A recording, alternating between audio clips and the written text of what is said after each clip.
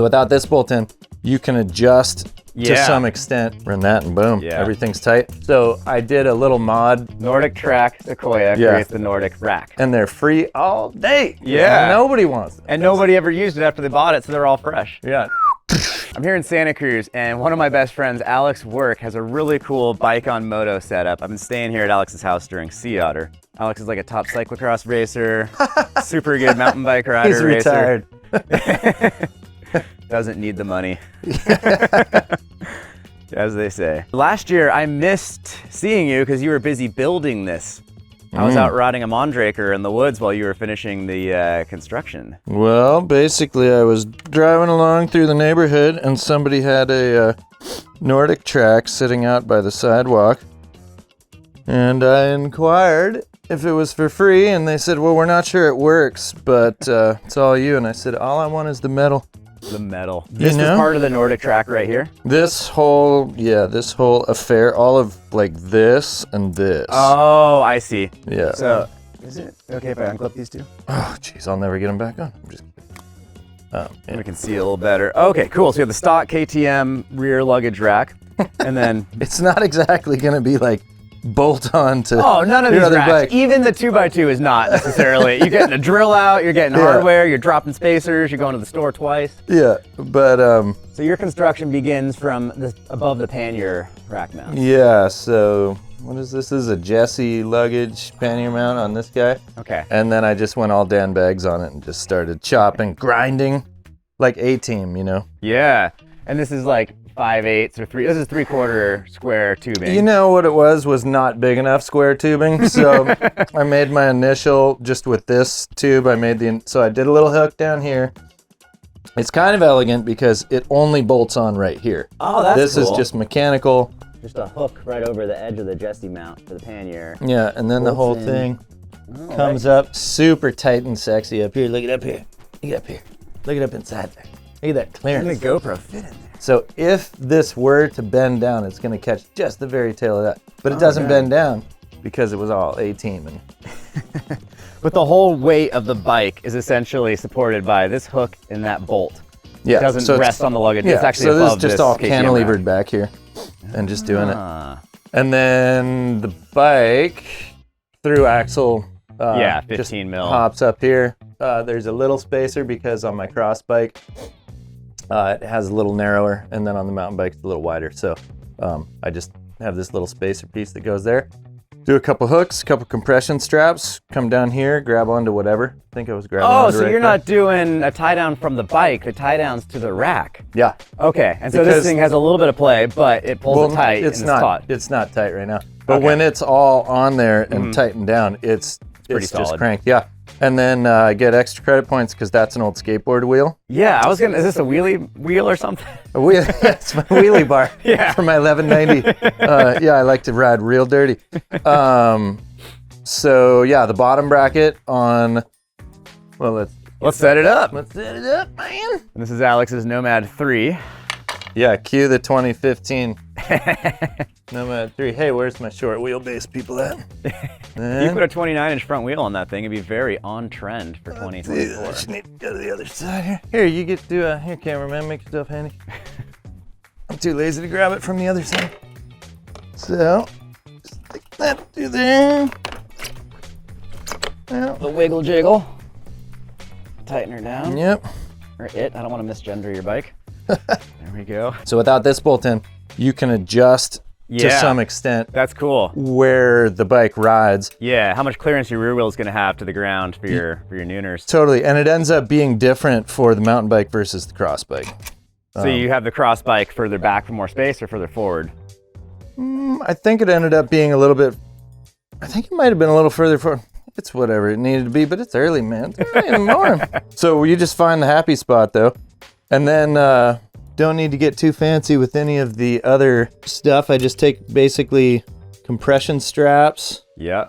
that are going on the, that are grabbing onto here.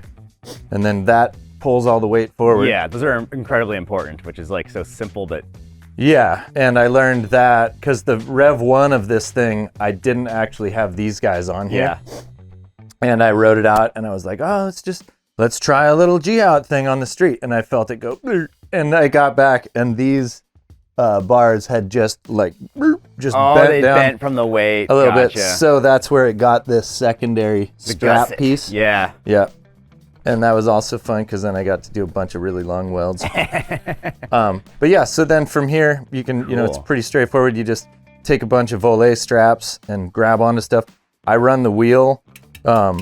I just put the wheel like on one of the pedals and just lean it up and strap on the bike too. and just strap it to the bike. That works so good. I don't understand the need for like this dedicated wheel holding thing. Totally. With 2 volet straps. Yeah. So I can just get this guy anywhere that it makes sense to hang out. And then you got rubber against carbon and it's no big deal. So that guy just tucks in there, run that, and boom, everything's tight. And then you got room for panniers on both sides. You've still got room for a duffel right here. Yeah, you can actually still ride 2 up. Yeah. Oh, dang. I'm not gonna recommend it as great. Like I'm not the sure. head's gonna hit the axle if you like. If you get rowdy, if you get rowdy. But one cool thing I would recommend. Let's blow up the folks at Cyclops.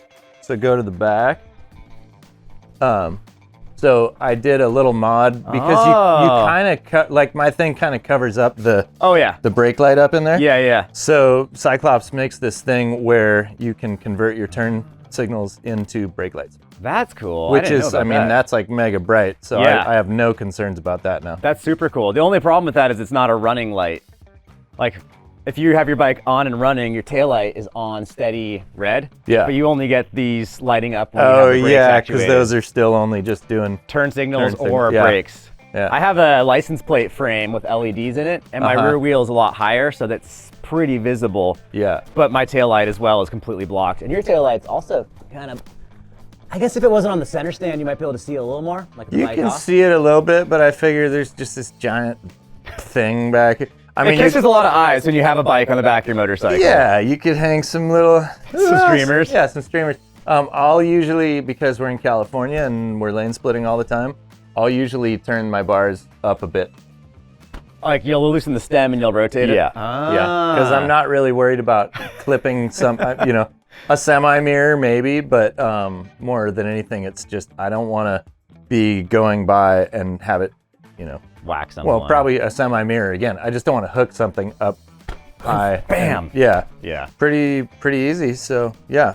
So go out there, find yourself a Nordic Rack, preferably 1980s. 1980s Nordic Track Aspen turns into a Nordic Rack. Nordic Track Sequoia creates the Nordic Rack. I'm just creating this huge demand run on the market for. I don't know why I'm even keeping this part.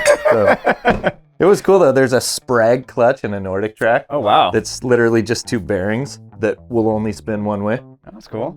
I don't know what I'm gonna do with it, but it's somewhere in one of my drawers. I was like, this is dope. You got to reverse engineer. Those things are pretty cool. Anyways, and they're free all day. Yeah. Nobody wants them. And nobody ever used it after they bought it, so they're all fresh. Yeah. Well, this is a cool setup. Man, it's crazy how critical those 2 straps are to take the load off everything. It really is. Yeah. 2x2, Garrett was telling me the same thing. Like it makes all the difference. It's like 100% stable because then it also gives you can tension them so that they're fighting each other a bit. Yeah. And the bike, there's none of this. Nice. Now I don't go and like shred the gnar on trails like you might do with your setup. I'm not shredding the gnar, but I've ridden quite a bit off-road with the bike on back. I just use one strap pulled over the stem super tight. I should probably try 2. Because your bike's going horizontally. Yeah, the main reason for that is to have clearance from the rear tire to the ground. I almost lost it doing a wheelie on my DRZ, catching the bike tire, and it just slammed the front end down at a funky angle. I almost went down Sedona. That was sketchy, so I'm all about that clearance now. The main thing is like don't break your bike. Or yourself. No, yourself is fine, but if you get there and your bike is broken... Oh, you're so bummed. You're so bummed. Now, obviously, if you're yourself, you're bummed. But the other thing I would recommend to anybody who's doing such a setup is when you park your bike, think about where you're parking your bike. Obviously, you don't want it to be able to fall over. And when I took this setup to Grinduro, in Shasta, over on this side. Come over this side. Yeah, kickstand malfunction. I don't know why the good people at KTM decided that you deserve a foot plate that's literally the size of a 50-cent piece. Yeah, but, Anthony. But it was literally that big, and so when I went to Grindora. Shasta, I parked the bike, and I went and I registered, and I came back to the bike, and I went to the far side, and I opened my pannier, and as I opened it, the whole thing just went and just fell away from me. It was because that was sitting on hot asphalt. It went into the asphalt. And it was sinking down, and I didn't even notice it. And so when I got back, the bike was right on the teetering brink, and then it just, and so it landed on these people's car. Oh no! Barely, but they came back, and I was like all adrenalized and also just embarrassed as hell. Yeah. And they came back and was like, hey, and they were like, well, it's the coolest setup. I'd already picked it up, but with the help of somebody else. And then I was like, hey, well, I'm glad you like it. I took the liberty of signing my name on your car. And they were like, what? And I was like, yeah, right there. And the guy, Andy, wherever you are, Andy, he was super cool. And he was like, that'll buff out. It's all in the game. Yeah. Careful where you park your car, people. You never know where a maniac's coming to park next to. Anyways, there's kind of the setup. Sweet. As seen in the Blackburn marketing materials, too. Oh, that's right. Yeah, Josh Becker Photography. Famous photos. Mm-hmm. Cool. Like this makes such a big difference to me because it's tucked in close, and it's all. I like the feeling that it's more compact, and so when I'm cruising around, I know, but on my 11, not that much shorter though, because my front axle is like right about here on the pillion seat. So you're shut down. So my rear wheel is right about kind of like here-ish. Yeah. Okay. So a little bit, probably sticks out 2 or 3 more inches. But. Yeah. And I could just rotate this guy further forward too. But it's cool because I can still do like a big duffel here or whatever. But in a pinch, I'm not going to say it's comfortable, but somebody else I could ride a second person there. That's cool if you have a friend who's 890 breaks down on the side of the trail. Yeah. Get him out of the forest. I don't know anyone that's broken down 890, somebody but if I did. Who had a good idea and did something cool. On my cross bike, it's so much shorter that the rear wheel hits on here. And I can throw that on. Well, everyone, leave your thanks in the comments down below for Alex showing us his custom setup. Yeah. Thank you. You're welcome. We'll get the Grinduro product placement shot. Look at that, Grinduro. It's an event for road bikes, cross bikes, those kind of things. Hey, curly bars. Quite possibly best thing a guy's ever wanted a bike race. A giant custom made in Shasta by, let's blow up Winter. Hand wash only, baby. Yeah. All right, well, I'll grab a few detail shots. We're over and out. As they say, peace and wheelies. Peace and wheelies.